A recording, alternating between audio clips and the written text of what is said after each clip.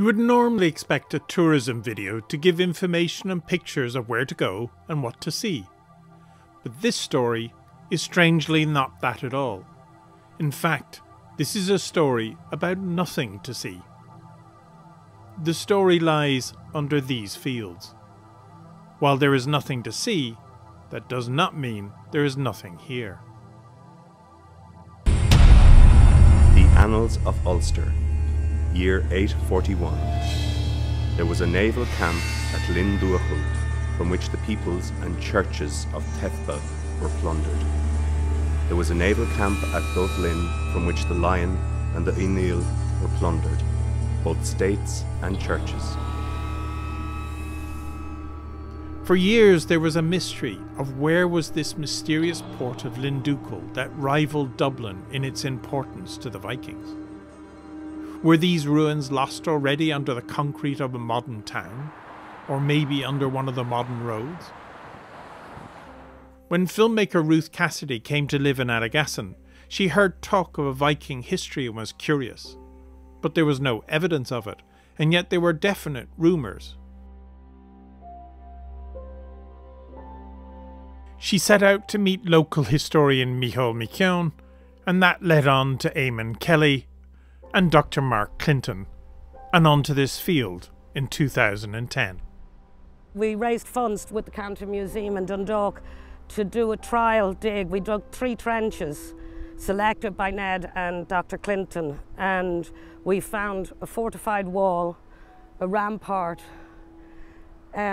areas for shipbuilding. We knew that they were bringing the ships in along the river here. Prior to this, they also found slave shackles down on the riverbank further down some years before. So we know that they were slave trading here. They were trading, using it as a trading post.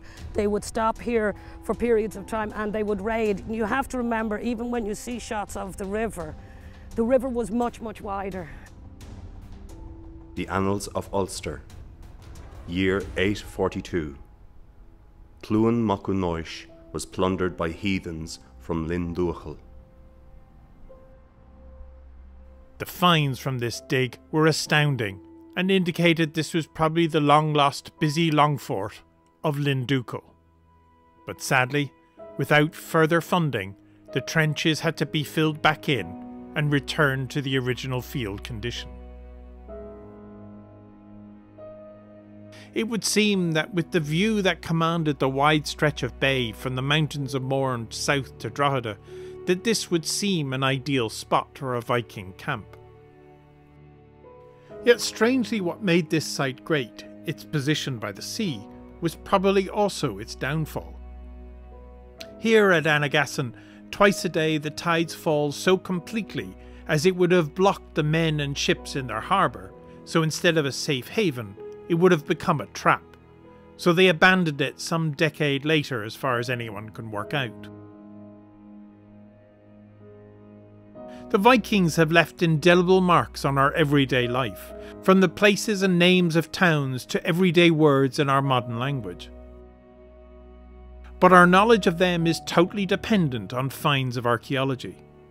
So there remains a hope that someday someone will realise the value to Irish and European history that still lies sleeping beneath this ground, and will fight to excavate it and learn.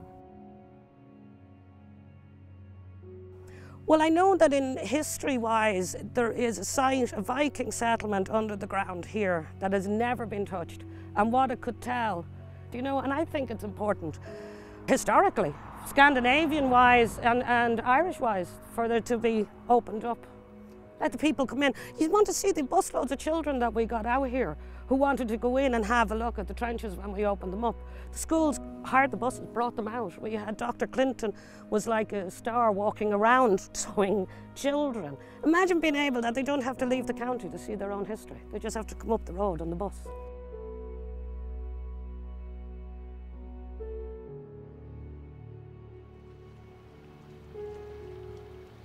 But for now, the lovely seaside town of Anagassan have only the memories of what a centre of Viking history they could have been, and are left only to watch over their fields of potential.